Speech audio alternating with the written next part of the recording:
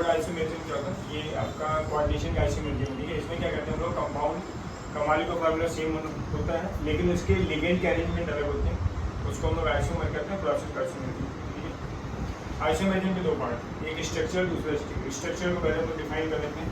इसमें ionization, ionization क्या होता है, देखो आयंस जो है ना, कोऑर्डिनेशन ब्रैकेट ये है, आयनाइजेशन ब्रैकेट ये। आयनाइजेशन और कोऑर्डिनेशन ब्रैकेट में आयन एक्सचेंज हो जाएंगे, बाहर का आयन अंदर जाएगा और अंदर का बाहर आयन आएगा, ठीक है।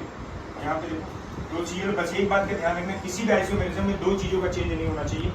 एक ऑक्सीडेशन नंबर, सुनो बेटा, किसी भी आइसोमेरिज्म में oxidation number and coordination number not change, याद रखना, ये इंपॉर्टेंट बात है, ये कभी चेंज नहीं होना चाहिए। कोई भी आइसोमेरिज्म बना तो oxidation number of central atom and coordination number, मतलब अंदर जितने लिगेंड वो चेंज नहीं होनी चाहिए कभी, ठीक है, ये इंपॉर्टेंट है। Ligand are exchange between coordination and ionisation bracket, ये बना दिया हमने। दूसरी लिंकेज, लिंकेज में क्या करते हैं, वो लिगेंड देते हैं जिनमें लिंकिंग होता है, मतलब लिंकिंग आइटम बदल सकता है, जैसे एम्बिडेंटेड Cl-, HCl-, NO2-, और ये इसको कहते हैं थायोनाइट्राइट। ये क्या है, साइनाइड है, थायोसाइनाइड नाइट्राइट, ये है थायोनाइट्राइट, याद रखना, ठीक है। इसमें देखो कभी ऑक्सीजन दे सकता है, कभी सल्फर दे सकता है, यहाँ कभी नाइट्रोजन दे सकता है, कभी कार्बन दे सकता है, ठीक है। और ये निगेटिव याद रखना, कार्बन होता है, नाइट्रोजन नहीं होता। Cl- में निगेटिव कार्बन होता है।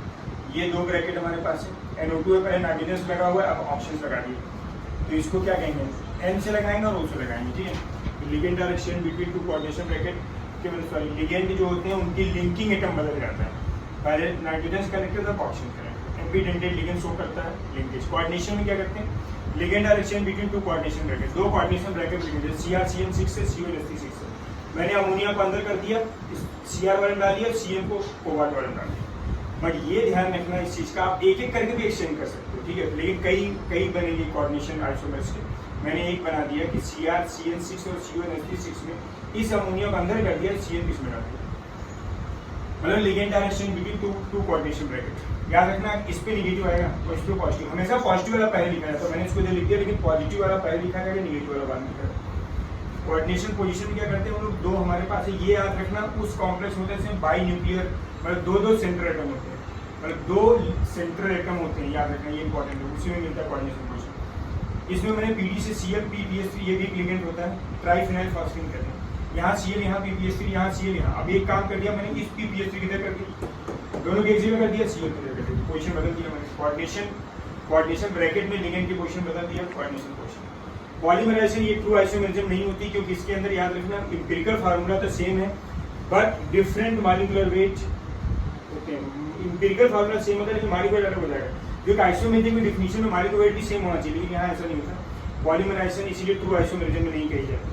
क्या करते हैं, PTNS3 ट्वाइस Cl2 है और PTNS3 4 दूसरे ब्रैकेट PTCl4 है। देखो ये आपका इसका ये पॉलीमराइजेशन आइसोमेरिज्म, देखो दोनों के एम्पिरिकल फार्मूला सेम है। अगर रेशियो निकालोगे तो अमोनिया Cl सबके बराबर आएंगे, लेकिन उनका मॉलिक्यूलर वेट अलग है।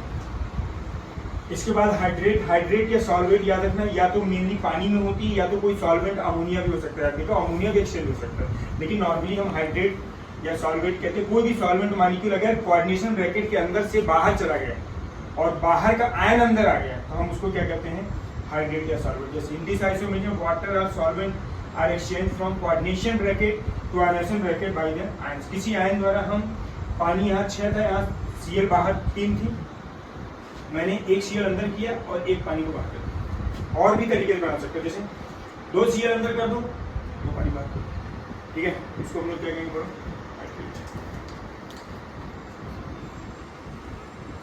अरे